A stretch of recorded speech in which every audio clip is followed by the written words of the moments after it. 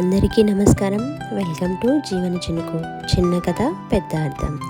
ఒక దేశాన్ని పరిపాలిస్తున్న రాజు తన ప్రజల్లో ఎవరు నిజమైనగా తెలివైన వారో తెలుసుకోవాలనుకున్నాడు. అందుకోసం ఒకరోజు వేషం మార్చుకొని గ్రామానికి వెళ్ళాడు. అక్కడ ఒక సాధారణ రైతును కలిశాడు. రాజు రైతుని అడిగాడు, నీ జీవితంలో అతి విలువైనది ఏది అని.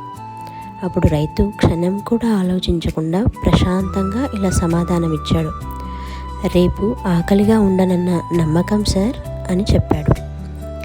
ఈ సమాధానం విన్న రాజు ఆశ్చర్యపోయాడు. తన మనసులోనే రాజు అనుకున్నాడు, పదవిలో ఉండదు జ్ఞానం, జీవితాన్ని అర్థం చేసుకున్న వాడిలో ఉంటుంది అని. దీంట్లో నీతి ఏంటంటే జ్ఞానం హోదాలో కాదు, అనుభవంలో ఉంటుంది అని మనం తెలుసుకోవాలి. ఈ స్టోరీ మీకు నచ్చినట్టయితే లైక్ చేసి షేర్ చేయండి. జీవన చినుకు ఛానల్ని సబ్స్క్రైబ్ చేయండి. Thank you.